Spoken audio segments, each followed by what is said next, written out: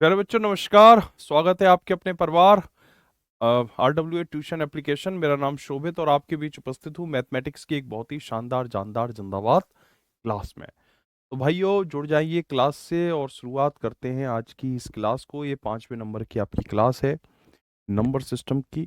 और इस क्लास में हमने जैसे कि कल यूनिट डिजिट को समझा था, तो आज उस पर आधारित कुछ क्वेश्चंस करेंगे और जो कुछ भी आपने पढ़ा है समझा है उसको एक बार रिवाइज करेंगे। मेरे पास बहुत सारे मैसेजेस कल भी आए हैं और लगातार मैसेजेस आ रहे हैं जिसमें स्टूडेंट्स का ये कहना है, ठीक है, जिसमें बच्चों का ये कहना है कि जीटी ये जो जनरल टेस्ट में पढ़ा रहा हूँ या हमारे रंजीत सर पढ़ाते हैं आपको, आने वाले समय में केसपाल सर या शिवम सर पढ़ा रहे हैं, तो ये जो आपको जीटी कितने कौन से बच्चों को पढ़ना है किनको नहीं पढ़ना है, अगर आपका ये डाउट है तो मैं इस डाउट को अभी क्लियर कर देता हूँ आपको, ठीक है, क्योंकि ये लगातार आप लोगों का डाउट बना हुआ है और हालांकि अविनाश सर इस पर कई वीडियोस बना चुके हैं, लेकिन स्टिल डाउट है। तो कोई बात नहीं है। इसका सॉल्यूशन ये है कि आप गूगल पे सर्च करना CUET। इसका सॉल्यूशन बताता हूँ मैं आपको, इधर देखो। आप गूगल पे क्या सर्च करोगे? CUET। जैसे जैसे मैंने यहाँ सर्च किया है गूगल पे, CUET सर्च किया है गूगल पे, CUET सर्च करते ही सबसे पहला लिंक आएगा CUET NTA। इसको खोल लेना। जैसे ही इस लिंक को खोलोगे तो इसमें एक टैब आएगा, इसे टैब कहते हैं, ऊपर जो है ये टैब है यूनिवर्सिटीज़ का, यूनिवर्सिटीज़ पे क्लिक कर लेना। अब आपको जैसे आपने सेंट्रल यूनिवर्सिटी में एडमिशन लेना है, ठीक है, तो आप क्या बेटा ये सेंट्रल यूनिवर्सिटी पे क्लिक कर दोगे। इसमें अलीगढ़ मुस्लिम university, Assam university, Baba Saheb Bhimrao Ambedkar university, Banaras Hindu university, ये सब तमाम यूनिवर्सिटीज़ आ जाएंगी। अब आपने बनारस हिंदू यूनिवर्सिटी में एडमिशन लेना है। मान लो आपका सपना है कि भाई मुझे तो BHU से पढ़ना है, ठीक है, तो आप बनारस हिंदू यूनिवर्सिटी को खोल लेंगे तो ये एक PDF खुल जाएगी बेटा, ये PDF है, ये खुल जाएगी। अब इसमें साफ लिखा हुआ है कि अगर आप ये सब ऑफिशियल चल रहा है, अगर आप बैचलर ऑफ आर्ट्स यानी BA करना चाहते हैं, अगर आप बनारस हिंदू यूनिवर्सिटी से BA करना चाहते हैं, चाहे वो इकोनॉमिक्स हो, हिस्ट्री हो, पॉलिटिकल साइंस हो, सोशोलॉजी हो, साइकोलॉजी हो, geography, Arabic, Bengali, Hindi, Persian, Pali, Sanskrit, Urdu, English, Japanese, Chinese, German, French, ancient Hindi, तमाम चीज़ें हैं इसमें तमाम। तो आपको दो काम करने पड़ेंगे। लैंग्वेज टेस्ट देना पड़ेगा, हिंदी और इंग्लिश, या तो हिंदी या इंग्लिश, इसमें से कोई एक आपको लैंग्वेज टेस्ट देना पड़ेगा, और दूसरा जनरल एप्टीट्यूड टेस्ट देना पड़ेगा। तो अगर आप बनारस हिंदू यूनिवर्सिटी से BA करना चाहते हैं तो आपको जनरल टेस्ट यानी जो मैं पढ़ा रहा हूँ वो एग्जाम देना ही पड़ेगा, ठीक है। लेकिन अगर आप, अच्छा ये तो हो गया B bachelor of arts honours, BA honours, LLB करना चाहते हो, BA LLB करना चाहते हो प्यारे बच्चों, तो भी आपको जनरल एप्टीट्यूड टेस्ट देना पड़ेगा, ठीक है। वैसे ही इधर देखो, अगर आप बैचलर ऑफ कॉमर्स यानी बीकॉम करना चाहते हो, चाहे बीकॉम हो या फाइनेंशियल मार्केट मैनेजमेंट में बीकॉम हो, तो वहां भी आपको जनरल एप्टीट्यूड टेस्ट देना ही पड़ेगा। आपको सब्जेक्ट टेस्ट देना पड़ेगा अकाउंटेंसी और बुक कीपिंग का, सब्जेक्ट टेस्ट देना पड़ेगा बिजनेस स्टडीज का, और जनरल एप्टीट्यूड टेस्ट देना ही पड़ेगा। Bachelor of science honours in agriculture, आप एग्रीकल्चर में BSc करना चाहते हो BHU से, तो प्यारे बच्चों यहाँ आप चेक करोगे तो यहाँ पर आपको जनरल टेस्ट मेंशन नहीं है, यानी कि यहाँ जनरल टेस्ट देने की ज़रूरत नहीं है। तो अगर आप बनारस हिंदू यूनिवर्सिटी से BSc एग्रीकल्चर करना चाहते हो तब आपको जनरल टेस्ट नहीं देना। इसके लिए ये जो मैं पढ़ा रहा हूँ इन क्लासेस को करने की आवश्यकता नहीं है। अगर आप टेस्ट दे भी दोगे और आपके पूरे में 250 नंबर आ गए तो बेकार है, किसी मतलब के नहीं है।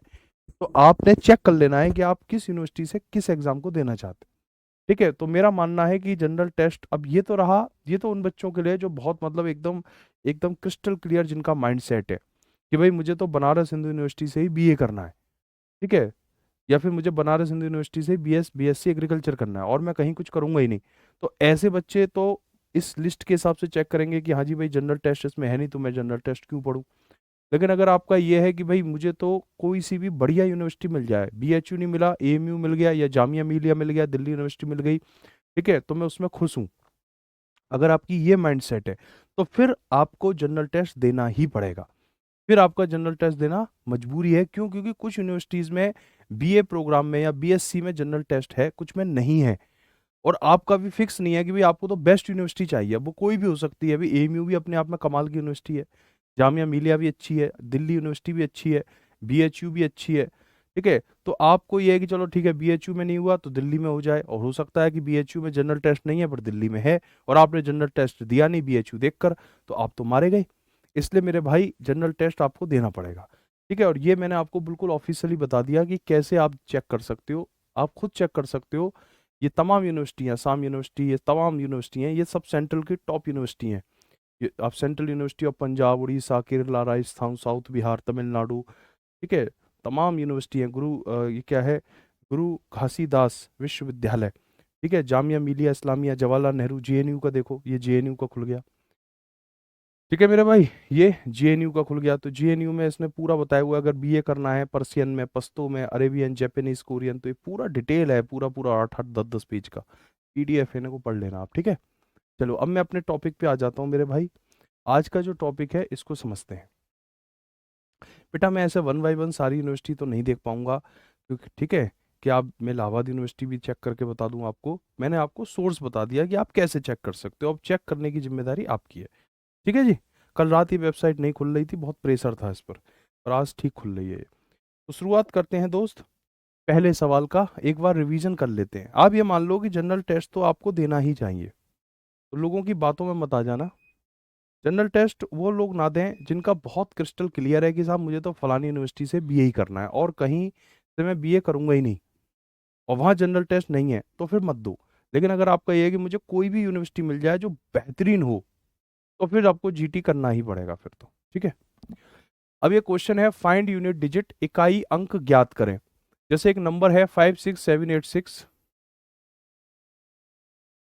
और इसके ऊपर पावर लगी हुई है 90 की, और आपसे क्या कहा जा रहा है कि बताइए इसका इकाई का अंक क्या है। प्यारे बच्चों, किसी भी संख्या का अगर इकाई का अंक 6 होता है बेटा, किसी भी संख्या का इकाई का अंक 6 होता है, उस पर लगने वाली पावर कुछ भी हो, यूनिट डिजिट क्या होगा, 6 ही होगा। ये आगे के नंबर्स का कोई रोल नहीं है। किसी भी संख्या का इकाई का अंक 6 हो, पावर कुछ भी हो, यूनिट डिजिट ऑलवेज 6 ही होता है। इसके बाद अगला क्वेश्चन है कि 125 की पावर 25 इकाई का अंक बताओ, यानी 125 की गुणा 125 में 25 बार की जाए तो जो रिजल्ट आएगा उस रिजल्ट का यूनिट डिजिट क्या है।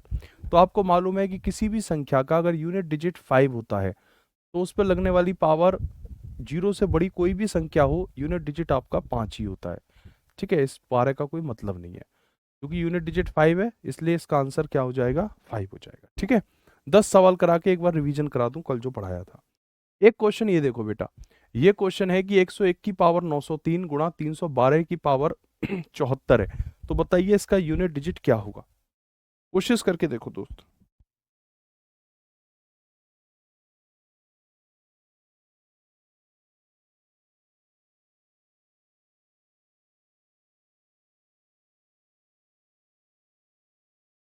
ठीक है, तो मेरे प्यारे भाई आप जानते हो बेटा, किसी भी संख्या का, किसी भी नंबर का यूनिट डिजिट 1 होता है, तो उस पर लगने वाली पावर कुछ भी हो, यूनिट डिजिट 1 ही आ जाता है। अब ये 2 है, यानी कि 2 का मतलब है कि ये टाइप 3 का क्वेश्चन है। कल मैंने आपको 3 टाइप करवाई थी, टाइप 1 जिसमें मैंने 0156 करवाया था, टाइप 2 जिसमें 4 और 9 करवाया था, टाइप 3 जिसमें 2 3 7 8 करवाया था। टाइप 3 का नियम ये कहता है कि आपने सबसे पहले जो बेस नंबर है उसको एज इट इज लिख लेना होता है, और जो पावर होती है, पावर यानी घात, उसमें हमेशा 4 से भाग लगाना होता है। अगर आप 4 का भाग 74 में लगाएंगे तो एक बार जाएगा, 3 बचेगा, ऊपर से 4 उतार लेंगे, 4 अट्ठे 32। कितना बचेगा साथियों, 2 बचेगा।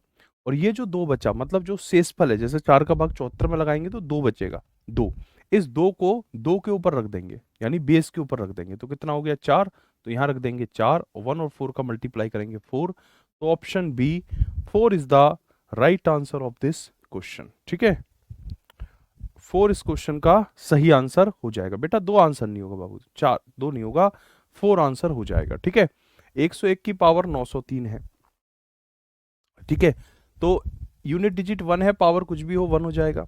यहां पर आपने देखा यूनिट डिजिट क्या है, 2, तो आपने 2 लिख लिया।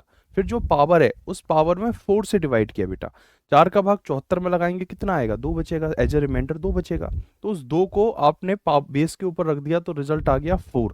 2 की घात 2 कितना होता है, 4 होता है, तो एक में 4 से गुणा कर देंगे, तो 4 इस क्वेश्चन का सीधा सीधा आंसर हो जाएगा।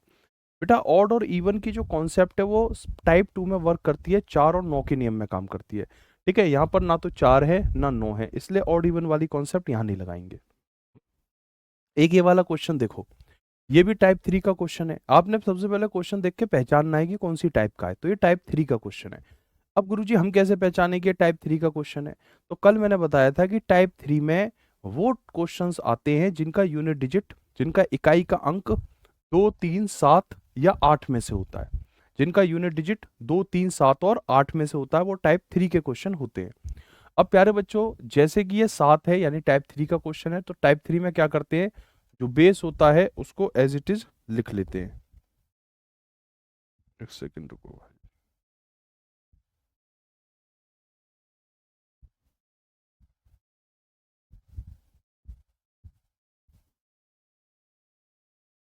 ठीक है, और यहाँ जो बेस है 8, इसे एज इट इज लिख लेंगे, बीच में मल्टीप्लाई का साइन।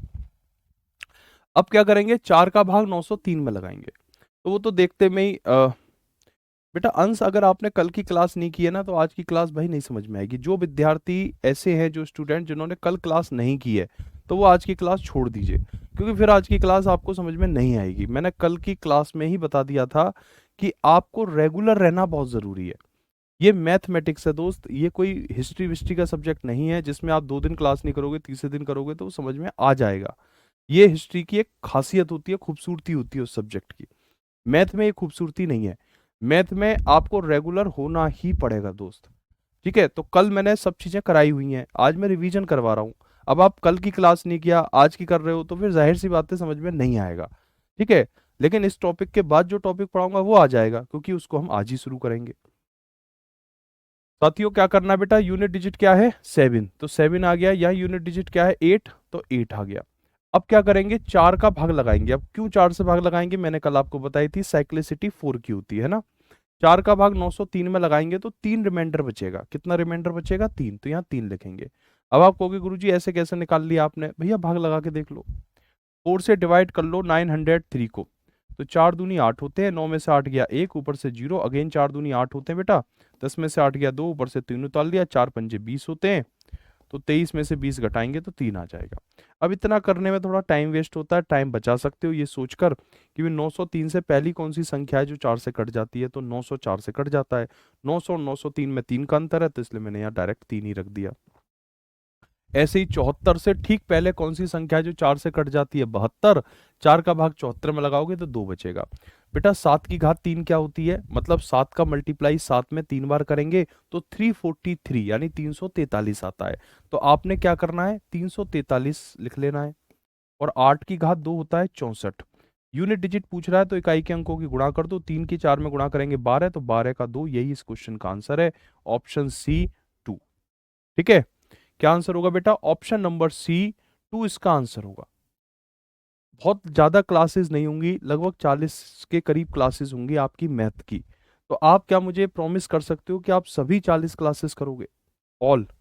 ठीक है, और ये चीज आपको भी मालूम है कि मैं इसलिए नहीं बोल रहा कि भाई मैं ये चाह रहा हूँ मेरी क्लास में हजारों बच्चे पढ़े इसलिए कह रहा हूँ, नहीं मेरे भाई, ये तो एप्लीकेशन है, इस पर क्या ही मतलब है 100,000 पढ़े, 10 पढ़े, 5 पढ़े, 2 पढ़े, एक ही बात है ना।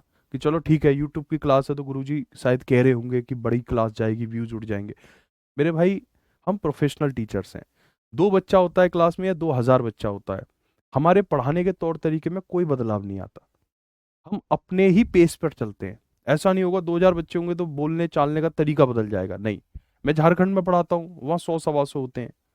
ठीक है, आप वहाँ देखो, मैं वैसे ही पढ़ाऊंगा जैसे इस वक्त पढ़ा रहा हूँ, या जैसे मैंने यूट्यूब पर पढ़ाया, मैं बिल्कुल नॉर्मल तरीके से ही पढ़ाता हूँ, चाहे डेमो हो कोई भी क्लास हो, मेरे लिए सब क्लास सभी बच्चे समान है। ठीक है, तो आप रेगुलर रहना मेरे भाई, रेगुलर नहीं रहोगे तो बेटा समझ में मैथ नहीं आएगा। मैथ ना समझ पाने का बहुत बड़ा कारण यही है कि बच्चे रेगुलर नहीं रहते हैं, इसीलिए मैथ समझ में नहीं आता है। ठीक है, अब एक क्वेश्चन है, क्वेश्चन नंबर 5। प्यारे बच्चों, इस क्वेश्चन का आंसर एक सेकंड में बता दो। 100 की पावर 903 मल्टीप्लाई 319 की पावर 74, यूनिट डिजिट पूछ रहा है, क्या होगा? ठीक है, कोई बात नहीं है, परेशान मत हो बाबू। मैं आप लोगों को बेटा आज ये चैप्टर लगभग खत्म हो जाएगा आपका, अगर देखते हैं ये चैप्टर अगर आज पूरा हो गया तो फिर मैं आपको वर्कशीट दे दूंगा, मतलब इस चैप्टर से संबंधित सवाल आपको करने को दे दूंगा। आप उन सवालों को लगाओ, बुक के चक्कर में मत पड़ो। मार्केट में सीयूईटी जनरल टेस्ट मैथ की कोई बढ़िया बुक नहीं है, सब देख लिया, पूरा मार्केट खंगाला हुआ है हमारा, कोई बेहतरीन बुक नहीं है। ठीक है, मैं जो कंटेंट दूंगा वो उससे अच्छा कुछ नहीं है, आप उसे ही करो बस। ठीक है, और मैं उन सवालों को सॉल्यूशन भी करा दूंगा आपको बढ़िया तरीके से। ठीक है। 100 की पावर क्या है 903। अब साथियों ये जो 100 है ना, इसका यूनिट डिजिट क्या है 0। तो इसकी पावर जो भी होगी, 0 की पावर जो भी हो, रिजल्ट 0 होता है। अब यहाँ जो भी आए 9 की पावर 74 है, दिमाग लगाने की जरूरत ही नहीं है, क्योंकि जो भी संख्या होगी उसमें 0 से गुणा करोगे तो 0 आएगा। तो आप 0 का आंसर टिक करो, आगे बढ़ जाओ। ठीक है। क्योंकि अब आप दिमाग लगाओ कि भाई ये 9 है, किसी संख्या, टाइप 2 का क्वेश्चन है, टाइप 2 में 9 होता है, और 9 में अगर कोई संख्या जिसका यूनिट डिजिट 9 हो, उस पर लगने वाली पावर इवन हो, तो रिजल्ट 1 होता है। तो यहाँ फिर 1 लिखो, फिर 0 में 1 से गुणा करके 0 लिखो, क्या मतलब है। अरे 0 0 है मेरे भाई, ये बहुत बड़ा शहंशाह है, ये जिससे भी मल्टीप्लाई करता है उसको 0 बना देता है। ये इसकी खास बात है, अपना जैसा बना देता है सबको। ठीक है, कि होगा तू कहीं का राष्ट्रपति, मेरे से मल्टीप्लाई होगा 0 बन गया। ये खासियत है मेरे भाई इसकी। एक क्वेश्चन ये देखो बेटा, ये टाइप 3 का क्वेश्चन है। आपने पहचानना है कि सवाल कौन से टाइप का है। टाइप 1 का क्वेश्चन वो होगा जिसमें 0156 का इस्तेमाल होगा। टाइप, ये सब मैंने कल बताया है। टाइप 2 में वो क्वेश्चन आएगा जिसमें आपने 4 और 9 की यूज करनी है। और टाइप 3 में वो क्वेश्चन आएगा जिसमें 2 3 7 8 का यूज करना है। ठीक है जी। ऐसे 3 टाइप होते हैं। अब आप देख रहे हो यहाँ पे यूनिट डिजिट क्या है 2, यहाँ यूनिट डिजिट क्या है 7, यानी कि ये टाइप 3 का क्वेश्चन है। टाइप 3 के क्वेश्चन को कैसे करते हैं, जो यूनिट डिजिट होता है उसे एज इट इज लिख लेते हैं। यहाँ यूनिट डिजिट 7 है, इसे एज इट इज लिख लेते हैं। अब जो भी पावर होती है बेटा, जो भी घात होती है, उसमें हमेशा 4 से डिवाइड किया जाता है। टाइप 3 के सवालों में हमेशा क्या किया जाता है, 4 से भाग लगाया जाता है। तो 4 का भाग 224 में लगा देंगे। 4 से डिवाइड करेंगे 224 को, तो 4 पंजे कितना होता है 20। 22 में से 20 घटाएंगे 2, ऊपर से 4, 4 छिक्के 24। कितना बचेगा, 0 रिमाइंडर बचेगा, 0 शेषफल बचेगा। यानी 4 से 226 को पूरी तरीके से काटा जा सकता है। और आपको मैंने कल बताया था कि प्यारे बच्चों, टाइप 3 का अगर क्वेश्चन हो, यानी ऐसा सवाल जिसका इकाई का अंक 2 3 7 8 हो, उस पर लगने वाली पावर घात अगर 4 से कंप्लीटली डिविजिबल है, तो हम पावर में 4 का रखते हैं। मतलब जैसे अगर यूनिट डिजिट 1 बचता तो यहाँ 1 रखेंगे, अगर यूनिट डिजिट 2 बचता तो यहाँ 2 रखते, यूनिट डिजिट 3 बचता तो यहाँ 3 रखते। ठीक है। मतलब अगर शेष फल, सॉरी मैं यूनिट डिजिट बोल रहा हूँ, माफी चाहूंगा। अगर रिमाइंडर 1 बचता तो यहाँ 1 रखते, रिमाइंडर 2 बचता तो यहाँ 2 रखते, रिमाइंडर 3 बचता तो यहाँ 3 रखते। अगर रिमाइंडर 0 बच जाए, 0 यानी कोई रिमाइंडर ना बचे, 0 बचे, तो 4 रखते हैं। 0 पे 0 नहीं रखते, ये 0 के साथ कंडीशन है। ठीक है, 1 आएगा रिमाइंडर तो 1, 2 आए तो 2, 3 आए तो 3, लेकिन 0 आए तो 4 रखते हैं। ठीक है, ये इसकी अपनी दबंगई है कि भाई 0 का मतलब 4 है यहाँ पर। अब ऐसे ही ये 72 है, 72 4 से 18 बार कट जाता है, तो 0 रिमाइंडर है, 0 रिमाइंडर पे 4 रखते हैं। 2 की घात 4 16 होता है बेटा, 16 का 6 लेना है आपने। 7 की घात 4 में आपको बता देता हूँ 2401 होता है। 7 की पावर 1 7 होता है। 7 की पावर 2 49 होता है। 7 की पावर 3 343 होता है। और 7 की पावर 4 यानी 7 की गुणा 7 में 4 बार करें तो 2401 आता है। तो 2401 का 1, 6 की गुणा 1 में करेंगे 6, तो option A is the right answer.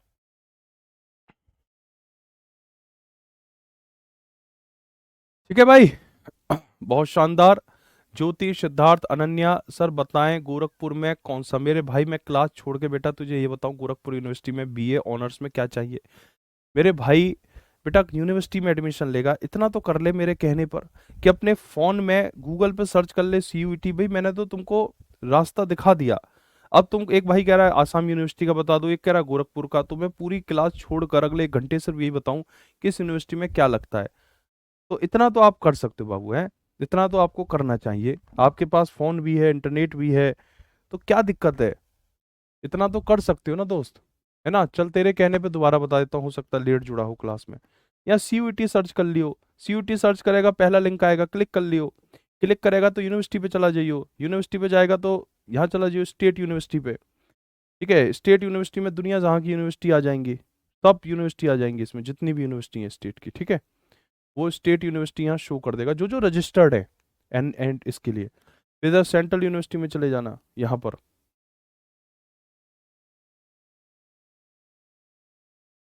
ठीक है, इसमें गोरखपुर यूनिवर्सिटी का जिक्र नहीं है।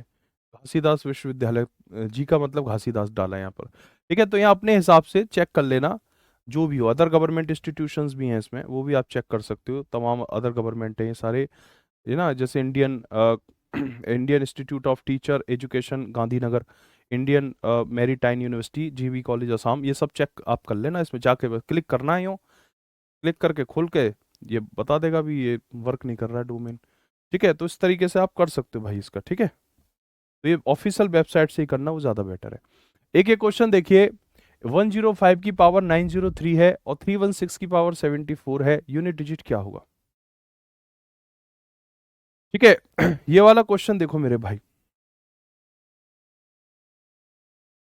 ये वाला क्वेश्चन कह रहा है बेटा कि 105 की पावर क्या है? 903। 316 की पावर 74 है। कल मैंने एक बात समझाई थी।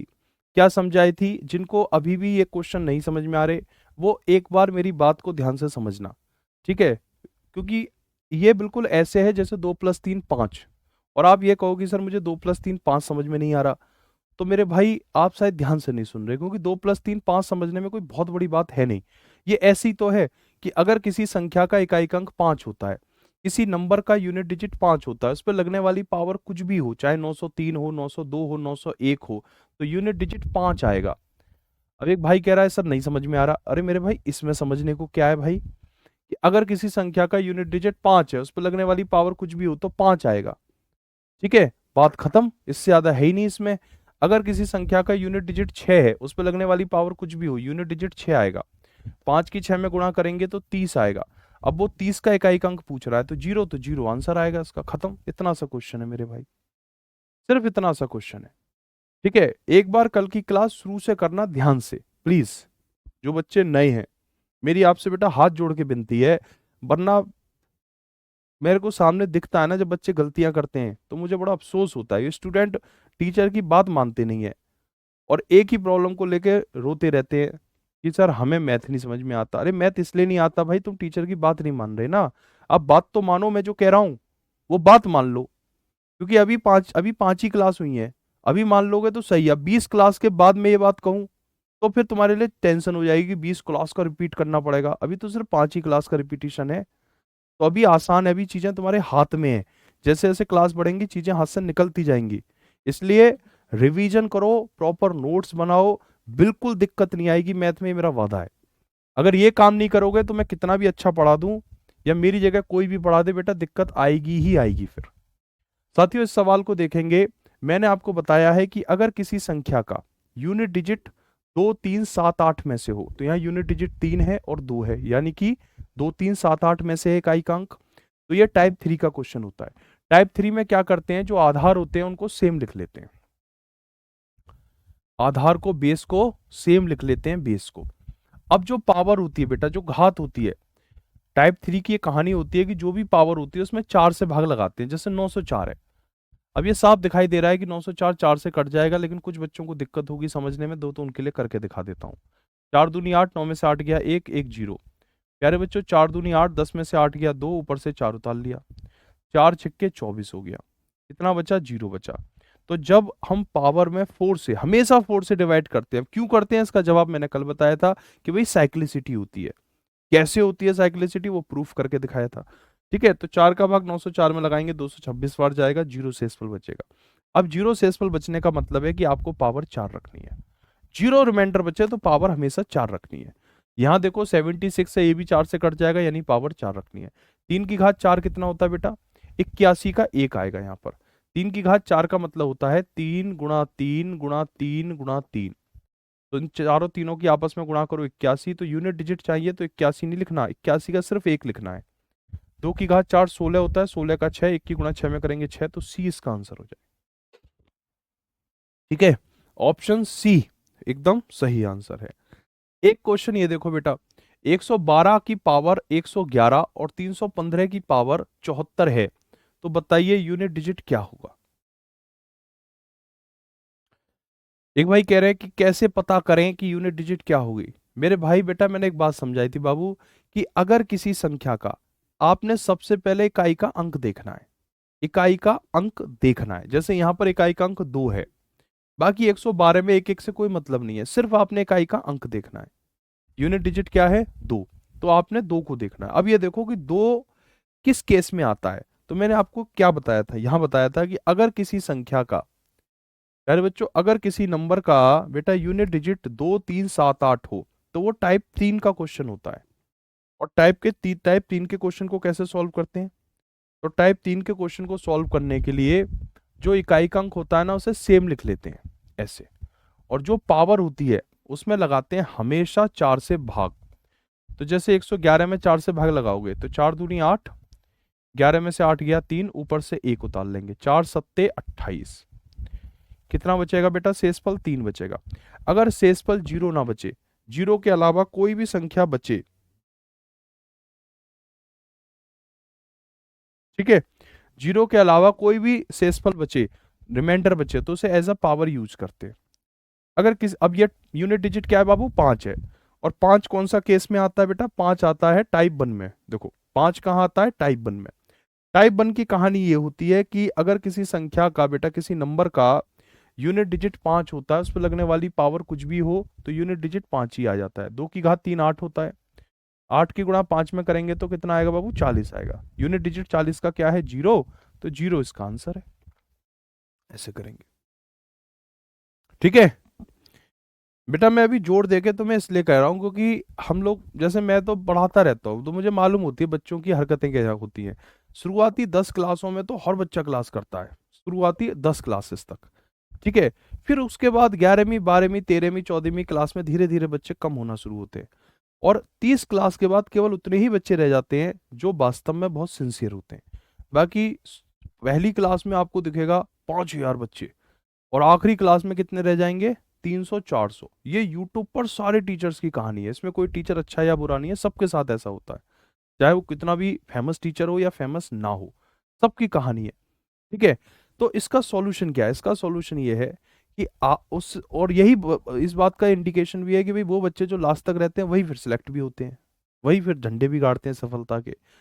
तो ये दर्शाता है कि आपके अंदर कितनी मानसिक स्थिरता है, और आप जिस उम्र पे हो ना, इस उम्र में थोड़ा सा बॉडी में कुछ हार्मोनल चेंजेस भी होते हैं, थोड़ा भटकाव भी रहता है, जल्दबाजी भी रहती है। तो ये उम्र झंझावतों की उम्र होती है, ये जो एज है।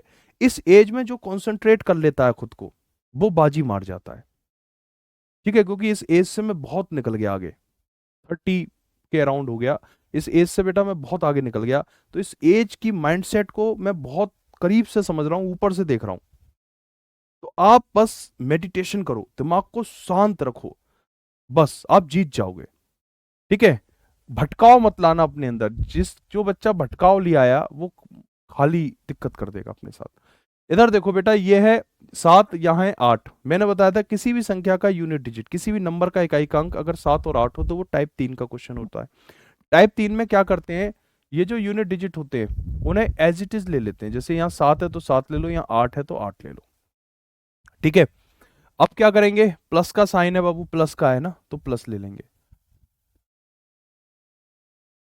यहाँ सब में मल्टीप्लाई चल रहा है, लेकिन यहाँ प्लस आ गया, ठीक है, प्लस है, यहाँ पे ध्यान रखना है इन साइन का भी। अब साथियों, ये जो यूनिट डिजिट, ये जो पावर है 23, इसमें 4 से भाग लगाएंगे, 4 का भाग 23 में लगाएंगे तो 3 बचेगा, 4 का भाग 121 में लगाएंगे 1, और 7 की घात 3 343 का 3, 8 की घात 1 8 3 24 का 4।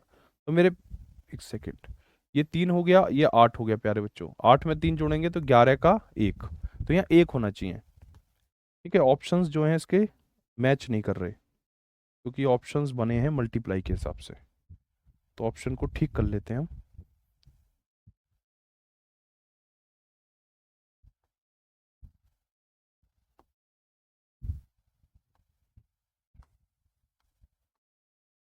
एक इसका आंसर होगा, ठीक है, 1 इज द राइट आंसर। 7 की घात 3 होता है बेटा 343, 343 का 3, 8 की पावर 1 होती है 8, 8 में 3 जोड़ेंगे तो 11 का 1 आएगा, तो यहाँ 1 आंसर हो जाएगा, ठीक है। हाँ जी 1 होगा मेरे भाई, 10 का ऑप्शन डी होगा 1, ठीक है। अब साथियों आगे बढ़ते हैं, एक छोटा सा टॉपिक है, उसको भी आज ही कंप्लीट कर लेंगे। 3 टाइप के सवाल बनते हैं उस टॉपिक में, ठीक है। अच्छा ये बताओ, ये जो टॉपिक है यूनिट डिजिट, ये आपको क्लियर है पूरी तरीके से? कल हालांकि मैंने इसे पढ़ा दिया था, आज रिवीजन के तौर पे मैंने आपको सवाल करवाए, ठीक है।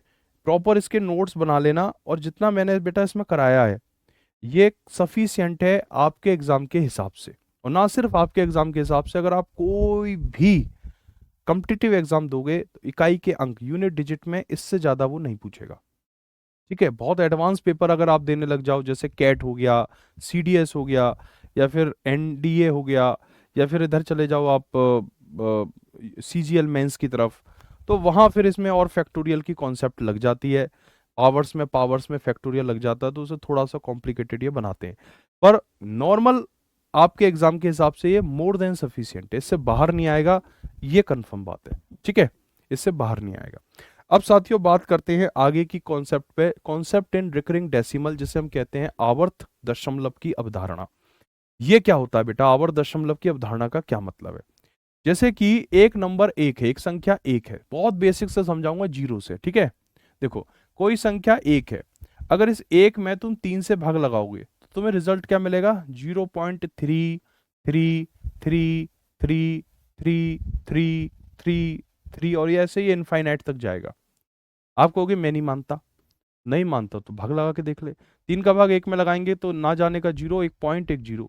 3 का भाग 10 में लगाएंगे 3 बार, 9, 1, 0, फिर 3। भाई आदमी जो है ना वो पागल बन जाएगा, पर ये नहीं खत्म होगी, ये इनफाइनाइट तक चलती रहेगी। खेल है ये, तो बस मजा लेते रहो ऐसी। 0, 9, 1, 0, 3, 9, 1, 0, 3, 9, 1, ऐसी चलता रहेगा। तो ये इनफाइनाइट तक चलता रहेगा। अब जो गणितज्ञ हुए, मैथमेटिशियंस हुए, उन्होंने कहा कि देखो भैया ऐसे तो मजा नहीं आ रहा, अब ऐसे हम लिखें कि 1/3 बराबर 0.333333 ऐसे इनफाइनाइट तक लिखें, तो ये तो ठीक नहीं है, इसको ना सिंबलाइज करना पड़ेगा। मतलब इस चीज को हमें किसी, जो 3 का रिपीटिशन हो रहा है ना, या 3 की पुनरावृत्ति हो रही है अनंत तक, इसको हमें शॉर्ट करना पड़ेगा। तो उन्होंने ये कहा देखो, जिस अंक की, जिस डिजिट की रिपीटिशन हो, उसके ऊपर एक डंडा खींच दो, और इस डंडे को नाम दिया गया बार। क्या नाम दिया गया इस डंडे को? बार। तो प्यारे बच्चों, जैसे 0.3 पर बार लगा हुआ है, तो इसका मतलब है कि 0.333333 इनफाइनाइट तक हो जाएगा। ठीक है, ये कहां तक हो जाएगा? इनफाइनाइट तक चला जाएगा। 0.3 पर बार मतलब ये इनफाइनाइट तक चला जाएगा। अब क्वेश्चन पेपर में कैसे आएगा? ठीक है, क्वेश्चन के थ्रू समझाता हूं। क्वेश्चन पेपर में ऐसे आएगा कि 0.7 पर बार लगा हुआ है, इसका भिन्नात्मक रूप बताइए।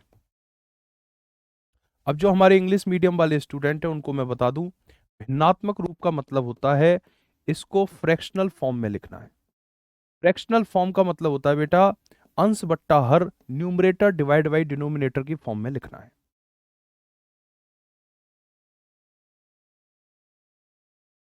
ये क्वेश्चन, ठीक है भाई। देखो, अगर 0.7 पर बार लगा हुआ है तो इसको भिन्नात्मक रूप में लिखना है, यानी कि इसको फ्रैक्शनल फॉर्म में लिखना है। कैसे लिखेंगे बेटा इसको फ्रैक्शनल फॉर्म में? फ्रैक्शनल फॉर्म में लिखने के लिए जो नंबर दिखाई दे रहा है, जैसे 7 आपको साफ दिखाई दे रहा है, इस 7 को लिख लो। जिस जितने डिजिट पर बार है, जैसे केवल 7 के ऊपर बार है, तो जितने डिजिट पर बार है उतनी बार 9। जैसे 7 के ऊपर बार है, केवल एक अंक है जिसके ऊपर बार है, तो इसके लिए 9। यही इस क्वेश्चन का आंसर है। खत्म, tata bye bye see you. बस यही बेटा इस क्वेश्चन का आंसर है। इसका मतलब पता है क्या? इसका मतलब ये है कि अगर तुम 7 में 9 से भाग लगाओगे तो 0.777777 इनफाइनाइट आएगी। ठीक है, मैं चाहूँ, अगर तुम चाहो तो मैं तुम्हें यहाँ दिखा भी सकता हूँ बेटा, कैलकुलेटर का यूज करके, है ना। जैसे कैलकुलेटर में यूज करते हैं CALC, एंटर। ये है कैलकुलेटर। अब इस कैलकुलेटर में आप ट्राई करो, देखो ये 7 है, 7 में डिवाइड करते हैं 9 से, बराबर तो क्या आ रहा है? 0.777777777777 और लास्ट में 8 आ गया। आपको गुरुजी 8 कैसे आ गया? बेटा ये कैलकुलेटर ये आपको बताना चाह रहा है कि ये 00777 आएगा इनफाइनाइट तक। तो इनफाइनाइट तक आता रहेगा, भी इनफाइनाइट तक तो दिखा नहीं सकता, तो उसने लास्ट डिजिट को 8 दिखा दिया, 8 बना दिया। तो 8 का मतलब रियल में 8 नहीं आएगा, रियल में तो 7 ही आएगा, पर इसको कहीं तो टर्मिनेशन करनी थी, तो इसलिए यहाँ पर टर्मिनेशन को दिखाने के लिए 8 लिख दिया। बहरहाल 0.777 आपका आंसर आएगा। यानी ये जो हमारा मेथड है ये 100% यूजफुल मेथड है। अब साथियों एक भाई का हमारा क्वेश्चन है कि गुरुजी 9 ही क्यों यूज करेंगे? ये अच्छा क्वेश्चन है। तो मैं ऐसे बच्चे जो जिज्ञासु किस्म के होते हैं उनके लिए इसे प्रूफ करके बताऊंगा, लेकिन बेटा पेपर में ये सब करने की आपने जरूरत नहीं है। ठीक है, पेपर में जो मैं तरीका बता रहा हूँ इससे करना, जो जिज्ञासु हैं उनको वो समझ लें कि ऐसा होता क्यों है। देखो, ये लिखा हुआ है 0.7777777 ऐसे इनफाइनाइट, क्योंकि भाई आपको कोई क्वेश्चन को लिख के तो सॉल्व करके दिखाना नहीं है, स्टेप मार्किंग तो होती नहीं है, कॉम्पिटिटिव एग्जाम्स है। तो यहाँ तो एमसीक्यू है, एबीसीडी में से जो सही है वो बताना है आपने। तो फिर मैं क्यों लंबे तरीके से करूँ, सबसे आसान और शॉर्टेस्ट वे में करूंगा ना, क्योंकि मुझे तो दिखाना ही नहीं है कि प्रोसेस क्या है, मुझे तो बस आंसर बताना है। तो जो आंसर बताना है तो जो सबसे आसान तरीका है वो अपनाओ। ठीक है, पर ये समझ लो ऐसा हुआ क्यों है। इसे एक्स मान लो, एक्स बराबर 0.7777 इन्फिनिटी तक। कह रहे बच्चों अगर मैं दोनों तरफ बोथ साइड्स 10 से मल्टीप्लाई कर दूं, 10 से गुणा कर दूं बोथ साइड, ये हो जाएगा 10x बराबर, ये 7 आगे आ जाएगा, 10 से गुणा करने का ये असर होगा, बाकी ये ऐसे ही इनफाइनाइट तक चलता रहेगा। अगर मैं डिफरेंस निकालता हूँ बेटा, अंतर निकालता हूँ इन दोनों इक्वेशंस का, तो 10x और x का डिफरेंस होता है 9x। पॉइंट के बाद इनफाइनाइट 7 है, या पॉइंट के बाद इनफाइनाइट 7 है, खत्म हो गए क्योंकि हम माइनस कर रहे हैं। 7 में से 0 घटाएंगे 7, तो यहाँ से x की वैल्यू क्या आ जाएगी, 7/9 आ जाएगी। ठीक है, अगर आपका पेपर डिस्क्रिप्टिव होता, ठीक है, अगर आपका पेपर प्यारे बच्चों डिस्क्रिप्टिव होता तो मैं आपसे कहता आप ऐसे सॉल्व करो। लेकिन कॉम्पिटिटिव की दुनिया में अगर कोई बच्चा ऐसे सॉल्व करता है इस तरह के सवालों को, तो फिर वो अपना समय वेस्ट करता है, इसलिए ये तरीका आपके लिए ठीक नहीं है। ठीक है, ऐसे करना है। अब मैं साथियों आपको बेटा कुछ क्वेश्चन देता हूं, जल्दी से मुझे करके बता दो, फिर इसमें अलग अलग किस्म के सवाल बनते हैं उनको भी कर लेंगे। अगर मैं आपसे ये कहूं 0.8 पर बार लगा हुआ है तो इसका क्या मतलब है, आपने बताना बाबू 0.4 पर बार लगा हुआ है इसका क्या मतलब। इन दोनों क्वेश्चन का आंसर बताओ अभी। ठीक है सर, ये हम क्लास 10 में पढ़े थे। क्लास 10 में पढ़े थे हैं? हम नाइन्थ में पढ़े थे बाबू, नाइन्थ टेंथ एट्थ सेवेंथ का ही आता है कॉम्पिटिटिव एग्जाम्स में। ठीक है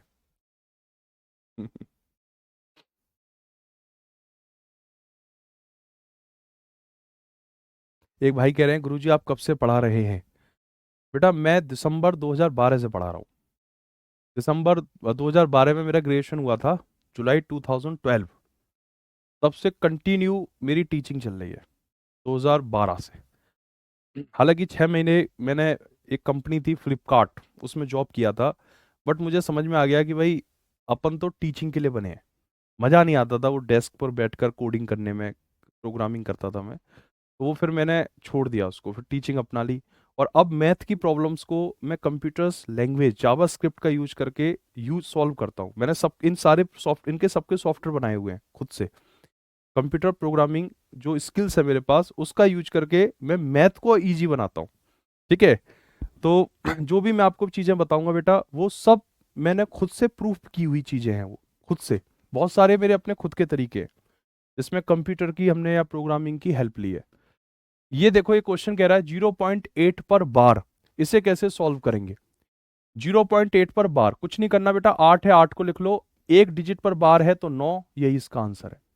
ठीक है, 0.4 पर बार है तो 4 लिखना है, एक अंक पर बार है तो 9 लिखना है।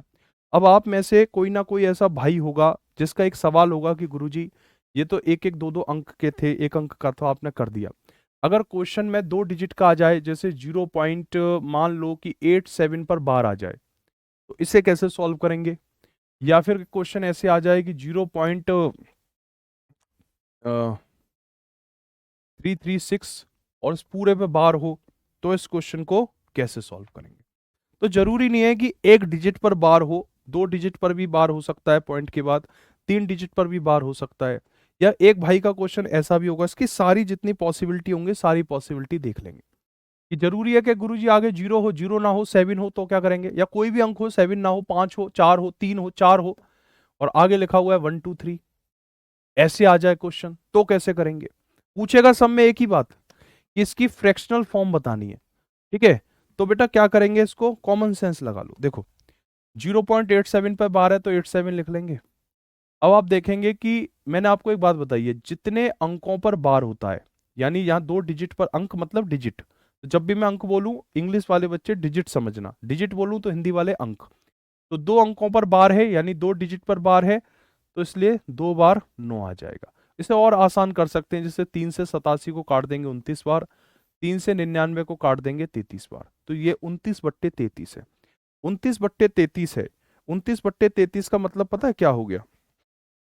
देखो, 29/33 का मतलब ये हो गया, देखो CALC, कैलकुलेटर निकालो और सर्च करो, 29 में भाग लगाओ किसका? 33 का। तो बेटा क्या आंसर आ रहा है बाबू? देख, ये मैं आपको प्रूफ करके दिखा रहा हूं हाल के हाल, ठीक है, कि जो हम कॉन्सेप्ट बता रहे हैं वो 100% वर्किंग है। ये आप खुद देखो, जैसे ही मैंने 29 में भाग लगाया 33 से, तो रिजल्ट क्या मिला? 87 87 87 87 87 87 87, ठीक है, और आगे 88 लिख दिया इसने। 88 का मतलब है इसे टर्मिनेट करना था, पर एक्चुअली 87 ही है और ये इनफाइनाइट तक जाएगा, ठीक है। तो आप देखो कि जैसे ही मैं 29 में 33 से भाग लगाता हूं या 87 में 99 से भाग लगाता हूं, तो जो रिजल्ट आता है ना, वो रिजल्ट आता है 0.87 इन्फिनिटी, यानी 87 87 87 अनंत तक चलता रहता है। ये सब परमे ये रेशनल नंबर्स हैं।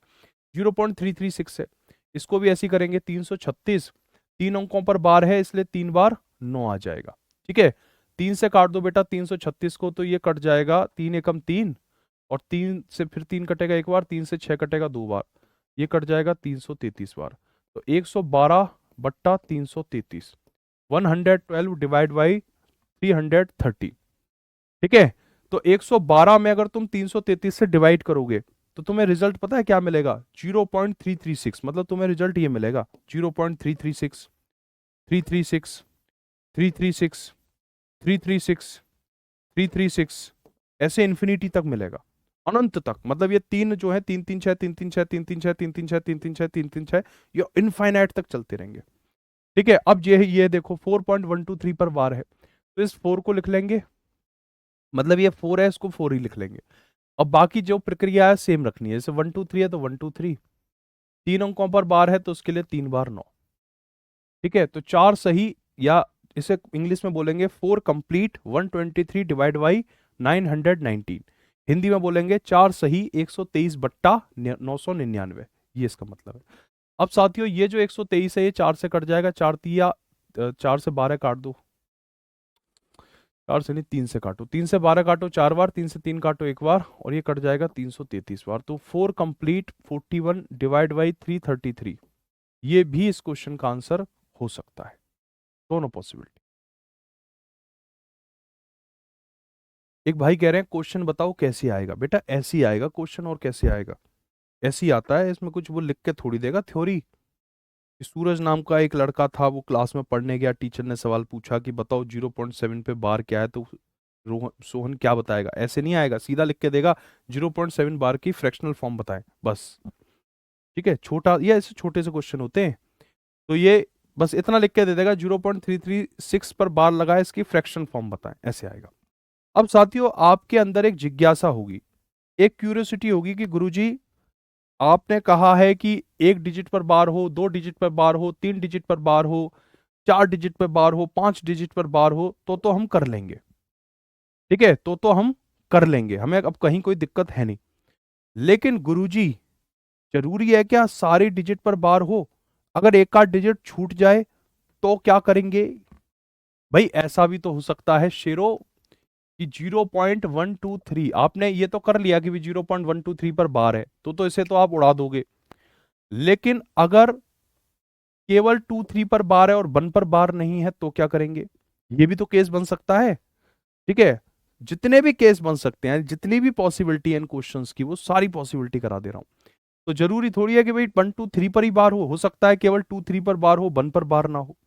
उस केस में क्या करेंगे भाई? यहां थोड़ा सावधानी से समझ लेना, यहां बच्चे कंफ्यूज होते हैं। आपने क्या करना है?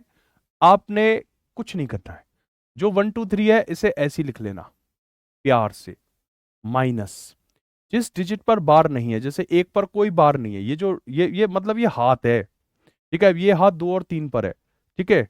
ये हाथ 1 पर नहीं है, जिसके ऊपर हाथ नहीं होता उसे माइनस कर दो, ठीक है, उसे क्या कर दो? माइनस कर दो। जैसे 1 के ऊपर कोई बार नहीं है तो 1 को माइनस कर दो। जितने अंकों पर बार है, जैसे 2 अंकों पर बार है तो 2 बार 9, जिस डिजिट पर जिस अंक पर बार नहीं है उसके लिए 0।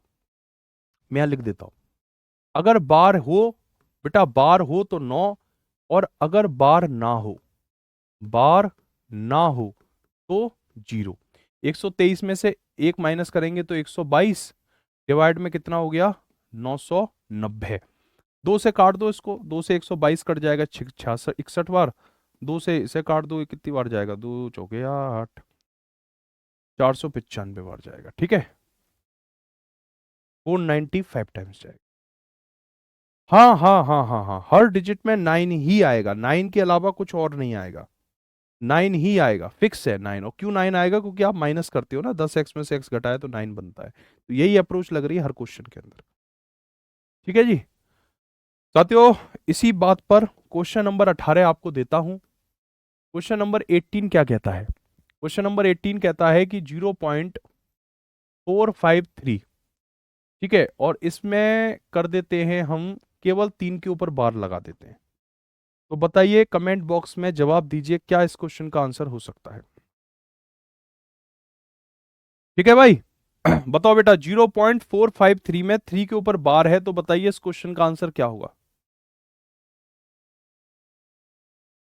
हर डिजिट में 9 ही क्यों आता है बेटा? 9 इसलिए आता है, देखो इसका पीछे का रीजन है, ये एक्चुअली लिखा हुआ है 0.12323, जैसे 2 3 पर बार है तो इसका मतलब है कि 23 23 23 23 23 ऐसे लिखा हुआ है। मान लो ये एक्स है, अगर साथियों आपने 1000 का मल्टीप्लाई कर दिया दोनों तरफ, तो 123 बाहर आ जाएगा, आगे क्या रह जाएगा, 23 23 23 रह जाएगा, इस तरीके से रह जाएगा, ये ना, 23 23 23 इस तरह से ये रह जाएगा। ठीक है, और अगर आपने साथियों 10 से डिवाइड कर दिया तो ये क्या रह जाएगा, 1.23 23 23 ऐसे रह जाएगा। माइनस कर दो, 1000x में से 10x घटाएंगे तो कितना आ जाएगा, 990x। ये खत्म हो जाएगा तो यहाँ आ जाएगा 122, तो x की वैल्यू आ जाएगी 122 डिवाइड में 990। ठीक है, तो ये एक्चुअली इस क्वेश्चन को करने का किताबी तरीका है, ये बुकिश मेथड है। अब सोचो कितनी मेहनत करनी पड़ेगी, सोचना पड़ेगा, इधर गुणा करो इधर गुणा करो डिवाइड करो, तब जाके आंसर आएगा 122/990। यहां मैं तुम्हें बहुत शॉर्ट में बता दे रहा हूं भाई, आपने ये क्लासेस क्यों ज्वाइन किए हैं? इसीलिए तो ज्वाइन किए हैं कि गुरुजी 1 मिनट में एक क्वेश्चन करना होता है, 60 मिनट में 50 क्वेश्चन करने हैं, एक लगभग 1 मिनट में ही करना है एक क्वेश्चन, 10 मिनट तो ऐसे ही भर जाते हैं कॉपी भरने में ही, यहाँ सिग्नेचर करो ये वो सब चीजों में। ठीक है, तो 1 मिनट में एक क्वेश्चन करना है। अब 1 मिनट में एक क्वेश्चन करने के लिए आपके पास ट्रिक्स होनी चाहिए, अगर ट्रिक नहीं है तो फिर वो क्वेश्चन समय लेगा। ठीक है, तो ये इसको ऐसे कर सकते 122/990। इसे कैसे करेंगे बेटा, 453 है, इसको ऐसे ही लिख लो प्यार से इज्जत से। ठीक है, इसे पूरी इज्जत दो, 453 है भाई साहब, आ जाइए बैठिए चक्के वाली कुर्सी पे बैठिए, 453। अब ये देखिए कि भाई साहब एक बताइए आप पर बार कहाँ लगा हुआ है? तो उसने कहा देखो जी 4 5 3, हम 3 है, हम 3 के ऊपर बार लगा हुआ है। अच्छा, 3 के ऊपर बार लगा हुआ है, जिस पर बार नहीं लगा उसे माइनस कर दो, जिसके ऊपर बार लगा है उसके लिए 9, जैसे 3 के ऊपर बार है तो उसके लिए 9, ये 2 डिजिट है जिन पर बार नहीं है इसलिए 2 बार 0। 453 में से 45 घटाएंगे 408, नीचे आ जाएगा मेरे भाई 900। 3 से काट दो बेटा, 3 से काटेंगे इसको, 13 3 39, 136 बार जाएगा, 3 से 900 300 बार कट जाएगा। ठीक है, तो 136/300 ये इस क्वेश्चन का आंसर हो जाएगा। ठीक है जी, ये था क्वेश्चन नंबर 18। साथियों आगे बढ़ते हैं, क्वेश्चन नंबर 19 देता हूं। बताइए क्वेश्चन नंबर 19 का आंसर। अगर मैं आपके सामने कहता हूं 0.9876 और इसमें केवल मैंने 76 के ऊपर बार लगाया है, तो इस क्वेश्चन का आंसर क्या होगा? कमेंट बॉक्स में फेंक कर मारिए आंसर को। ठीक है, एक भाई कह रहे हैं सर समझ में नहीं आ रहा, कहां पर सिर पटक के लाइक करूं? मेरे भाई एप्लीकेशन की क्लास में लाइक शेयर नहीं होता है। ठीक है, आंसर फेंक के मार दीजिए, सिर पटक कर लाइक की जरूरत यहां नहीं है। ठीक है, सिर पटक के लाइक की आवश्यकता यूट्यूब पर होती है। फिलहाल आप अपने सिर को बचाइए। चलिए इस क्वेश्चन को बताओ क्या आंसर होगा इसका। हाँ देखो भाई, एक एक शेर आया है क्लास में, उसने ऐसा सवाल पूछा है भाई साहब, उस सवाल को देखने के बाद मेरी किडनी में हार्ट अटैक सा आ गया। बताता हूँ भी, 9876 है। ठीक है, 9876। प्यारे बच्चों, जिस पर बार नहीं है, जैसे 98 पर बार नहीं है तो इसे माइनस कर देना है। जैसे 2 अंकों पर बार है तो उसके लिए 2 बार 9, 9 और 8 पर बार नहीं है तो 2 बार 0। 98 76 में से 98 माइनस करना है, क्या होगा, क्या होगा? तो मेरे भाई 9876 माइनस करना है ना, तो ये हो जाएगा 9778। ऐसे कैसे हो जाएगा? 16 में से 8 घटाएंगे 8, 16 में से 9 घटाएंगे 7, 7 और 9, 9778 होगा। और नीचे क्या आ जाएगा? 9900। ठीक है, ये दोनों संख्याएं बेटा 3 से कट जा रही हैं, तो 3 से काट दो, फिर जो कट रही है 8 7 15 22, नहीं नहीं 9 7 16 23 8, नहीं 3 से नहीं कटेंगे दोनों संख्याएं, तो ये इसका आंसर होगा 9778 डिवाइड बाई 9900। ठीक है, 9900 होगा बाबू, 990 क्यों होगा? है 990 नहीं होगा, 2 बार 9 है तो 2 9, दो अंकों पर कोई बार नहीं है तो 2 बार 0। ठीक है, जितने अंकों पर बार नहीं होता उतनी बार 0 रखते हैं, और जितने अंकों पर वो होता है भाई ये कंप्यूटर कह रहा है be need to restart your PC, remind me later. 15 minute बाद, 1 घंटे बाद, कल, या फिर नेक्स्ट सेंचुरी। नेक्स्ट सेंचुरी कर देता हूं, ठीक है। नेक्स्ट सेंचुरी यानी अगली शताब्दी में ये मुझसे पूछेगा कि अब कंप्यूटर रीस्टार्ट करना है कि नहीं करना है। एंटीवायरस जो होते हैं ना सॉफ्टवेयर्स, उनमें ये पूछता है वो कि रिमाइंड कराऊं, कब रिमाइंड कराऊं? अगली अगली शताब्दी, 100 साल बाद रिमाइंड करा मुझे। दिमाग मत खराब कर मेरा फिलहाल। 135 6। देखो एक भाई है हमारे, उन्होंने एक सवाल पूछा है जिसको सुनकर मेरी किडनी में हार्ट अटैक आ गया। इनका सवाल था, गुरुजी अगर बीच में बार हो तो क्या करेंगे? ठीक है, अब इन्होंने जो सवाल पूछा है, इस सवाल मतलब ये वही इन्होंने पता क्या सवाल पूछा है? पहले इनके सवाल को समझो कि इन्होंने पूछा क्या है। उन्होंने ये पूछा है कि 0.135 में अगर 3 के ऊपर बार हो, बेटा इसका मतलब पता है क्या है? इसका मतलब यह है कि 0.1 और ये 3 के ऊपर बार है, मतलब ये 3 इंफिनिटी तक है, ये 3 अनंत तक है। ठीक है, और हमें मालूम नहीं है 3 कहां तक है। ये 1 करोड़ स्थान, 1 करोड़ तक हो सकता है, 100 करोड़ तक होता है, 50 करोड़, 1 खरब करोड़ तक हो सकता है, 1 लाख करोड़ तक हो सकता है, कहीं भी हो सकता है, पता ही नहीं कहां अंत हो रहा है इसका। हमें मालूम ही नहीं है इसका अंत कहां हो रहा है। जब हमें मालूम ही नहीं है इसका अंत कहां हो रहा है, तभी तो हमने इसे इन्फिनिटी कहा है, तभी तो हमने इसके ऊपर बार लगाया है। तो मेरे भाई अगर पेपर में ऐसा सवाल आ गया कि बीच वाली संख्या पर बार लगाया और आगे 5 लिखा है, तो एग्जामिनर को तो 21 तोपों की सलामी कपकपाते हाथों से सैल्यूट, कि भाई एग्जामिनर को ये पता है कि ये जो 3 है ये इन्फिनिटी तक जा रहा है और इन्फिनिटी के बाद 5 आ रहा है। तो भाई मैं कोई पर्चा लिख के बैठा हूं पहले से कि भाई मुझे मालूम है कि ये 1 3 पर 5 में कि 3 जो है ये इन्फिनिटी तक जा रहा है और लास्ट में 5 आएगा। भाई मुझे क्या मालूम कि लास्ट में क्या आएगा? मुझे मालूम नहीं ना लास्ट में क्या आएगा, तभी तो मैंने 3 के ऊपर बाल लगा दिया। तो लास्ट में 5 कैसे आ सकता है? कैसा पॉसिबल है कि अंतरिक्ष में कितने तारे हैं? अनंत तारे हैं। गुरुजी एक सेकंड, अंतरिक्ष में जो अनंत तारे हैं ना, उन अनंत तारों के बाद एक तारा है और उसका नाम XYZ है। तो आदमी क्या कहेगा? वो ये कहेगा भाई एक सेकंड, तुझे जब ये मालूम है कि इनफाइनाइट के बाद कौन सा तारा है, तो तू इनफाइनाइट तारा क्या क्यों रहा है? भाई इन्फिनिटी हम तभी तो कहते हैं जब हमें मालूम नहीं होती। जब हमें मालूम ही नहीं है अंत कहां है, तो अंत के बाद, लास्ट के बाद 5 कैसे आ सकता है? यानी कि ये जो सवाल है ये गलत है। अगर ऐसा सवाल पेपर में आ जाए तो मेरे भाई टाइपिंग मिस्टेक समझना उसको। टाइपिंग, इसका कोई सॉल्यूशन नहीं है, इसका सॉल्यूशन हो ही नहीं सकता, पॉसिबल ही नहीं है। इसका, इस सवाल का मतलब है कि 3 इनफाइनाइट तक है और इनफाइनाइट के बाद 5 है। भैया इनफाइनाइट तो किसी को नहीं मालूम ना, तभी तो इनफाइनाइट कहते हैं कि मालूम ही नहीं अंत कहां है, अनंत है। ठीक है, तो ये अगर ऐसा आ जाए बेटा गलत है। जिसने भी सवाल पूछा है बहुत अच्छा सवाल पूछा है, मैं उसको अप्रिशिएट करूंगा। ठीक है, बहुत अच्छी ऑब्जर्वेशन है उस भाई की। तो इस ऐसे जिज्ञासु बच्चों की वजह से हमें नई नई बातें पता चलती हैं। ठीक है बेटा, अगर ऐसा दिख जाए ना क्वेश्चन बीच में बाल लगाओ, समझ लो क्वेश्चन गलत है वो, तो इसको सॉल्व नहीं कर सकते आप। ठीक है जी, हाँ जी भाई। तो ये ऐसे ऐसा हो जाता है, कई बार टाइपिंग एरर आ जाती है। हो सकता है टाइपिंग एरर आ जाए आप ही के साथ कि 135 में 3 के ऊपर बाल लगा दिया। अब भाई जो है बैठा बैठा सोच रहा है इसमें क्या करूं, 3 के ऊपर तो 9 लगा दूंगा, 2 अंकों के लिए 0। ठीक है, तो आपने टाइम मत वेस्ट करना, छोड़ देना इस क्वेश्चन को, इस पर आपको नंबर मिल जाएगा, ये विवादित प्रश्न हो जाएगा फिर। ठीक है, लेकिन अगर ऐसे आ गया कि 0.135 में 5 के ऊपर बार है, तो ये क्वेश्चन सॉल्व होगा। फिर ये ऐसे सॉल्व होगा, 135 माइनस 13, 5 के लिए 9, 2 अंक पर बार नहीं है तो 2 0, 135 में से 13 घटाएंगे तो 122, 900। जिसे मैं कह सकता हूं 61/450। ठीक है जी, ऐसे होगा फिर।